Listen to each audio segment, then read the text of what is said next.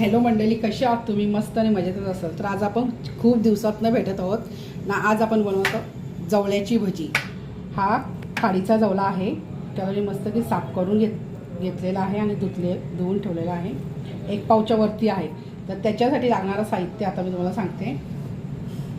बेसन आहे 1 वाटी, कांदा 1 घेतलेला आहे, कोथिंबीर, खोबऱ्याचं वाटण आहे, अद्रक मिरची लसणाची पेस्ट, कढीपत्ता, धना जिरा पावडर, हळद, मसाला आणि तांदळाचं पीठ ना. त्याच्यासाठी घेते अर्धा लिंबू. तर आता आपण लिंबू त्याच्यामध्ये पिळून घेऊया.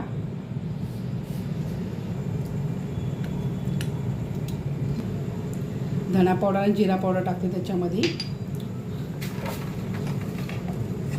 हळद 1 चमचा आहे, मसाला 2 चमचे, कढीपत्ता,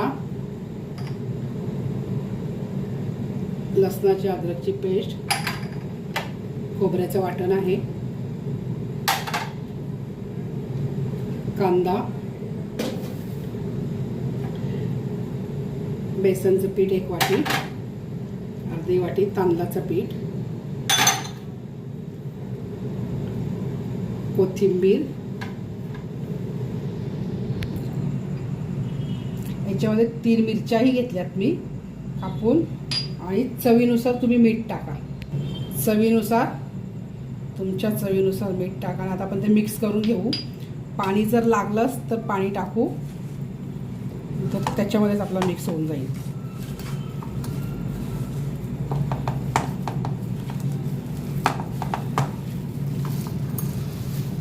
तर बघू शकता तुम्ही, मस्त मिक्स करून घेतलेलं आहे. आता आपण गॅस चालू करूया. आपण त्याच्यामध्ये पाणी थोडा पण नाही टाकला, त्याच्यामध्ये सगळं मिक्स झालेला आहे आणि तेलही गरम करत ठेवलेलं आहे.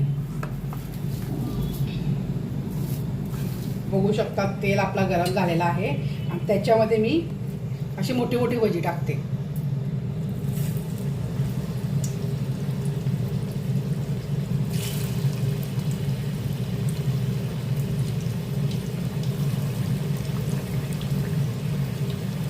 मोठी मोठी आपण आधी भजी तळून घेऊ. आधी आपण अशी तळून घेऊया एका साईडची.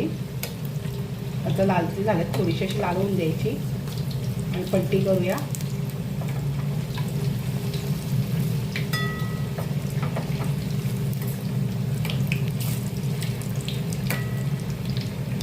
आता ते आपण त्या साईडने पण जरा थोडीशी तळून घेऊ, म्हणजे अशी थोडीशी लाल कलर येईपर्यंत, आणि नंतर ती काढून घ्यायची.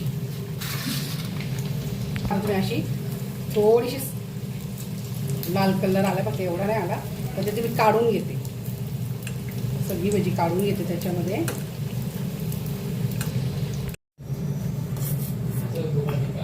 आता आपण सगळी भजी तळून झालेली आहेत.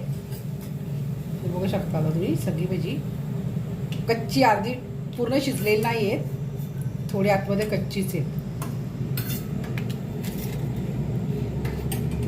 हे बघा, पूर्ण अशी थोडी कच्ची आहेत आतमध्ये, आणि ही आपण आधी तळलेली. तर आता आपण त्याचे तुकडे करून घेऊया डबल फ्राय करण्यासाठी. तर असे छोटे छोटे तुकडे करते, थंड झालेत त्याचे.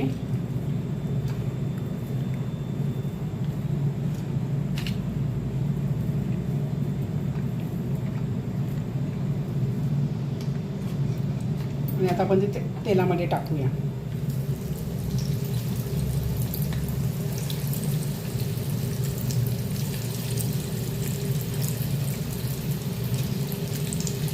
आणि आपल्याला गॅस आता स्लो ठेवायचे. 5-6 मिनिटं त्याच्यामध्ये आपल्याला तळून घ्यायचे. तुम्ही बघू शकता आता मस्त असे लाल कलर आलेले आहे त्याला. आणि आपण काढून पण घेऊया, त्याच्यात तेल काढू.